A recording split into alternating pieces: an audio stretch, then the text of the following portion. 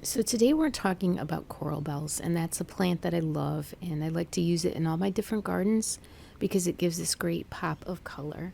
And it's mostly grown for its foliage, but they do have like flower spikes on them as well. So coral bells come in different colors, and there's midnight colors, which are like almost towards black, and then lime greens, like I have here, and then purples, and then also reds, and then also autumn tones, so like peaches and caramel colors. And then I feel like there's two categories of coral bells. So some of them are clear colors, and then others are really variegated. So they might have splotches of color on the leaves, or they might have like a heavy veining colors. But I tend to gravitate more towards the clear colors. So coral bells need to grow in like a medium soil and a well draining soil. So typically in my yard, we have like heavy clay. So I do have to add amendments to it and basically just new garden soil and then also like some mulch over the years. So nothing too specific. And then also they need like light fertilizing as well. So every year they come out with new varieties, and so it's kind of fun to collect like all these new colors and, kind of like combinations of colors and different things.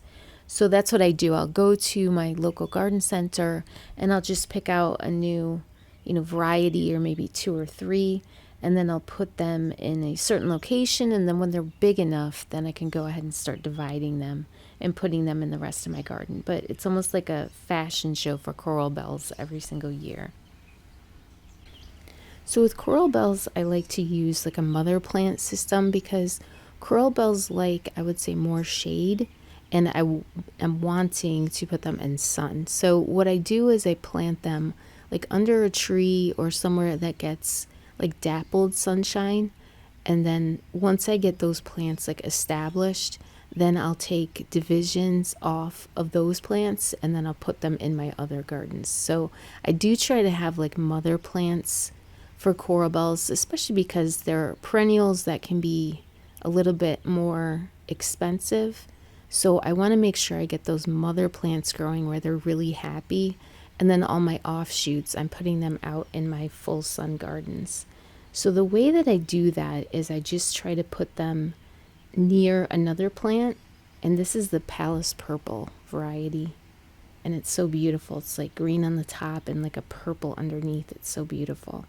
But I try to plant my coral bells with other plants that can keep them cool and that can shade them. So like even if they're like here, they're in full sun, but I'm planting them next to yews, or I'm planting them near peonies or something that's taller than them. And these originally had like a big butterfly bush that was kind of giving them a little bit of shade.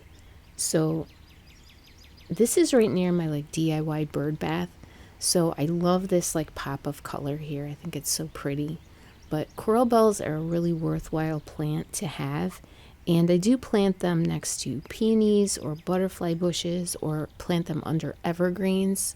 Or in this garden, I plant them near like purple cone flowers, just like anything that's taller than them that can give them a little bit of protection. So that's how I kind of get around the whole idea of like putting them in shade. So I'll put them in a full sun area, but then I'll give them almost like their individual shade by putting a tall plant next to them. And I find that that works really well for coral bells. So I have all different coral bells all over my yard, and it's just one of my absolute favorite plants. I love them so much. So I hope that you give these a try if you don't have any. And I would love to have you subscribe, and thank you so much for being here. I really appreciate it.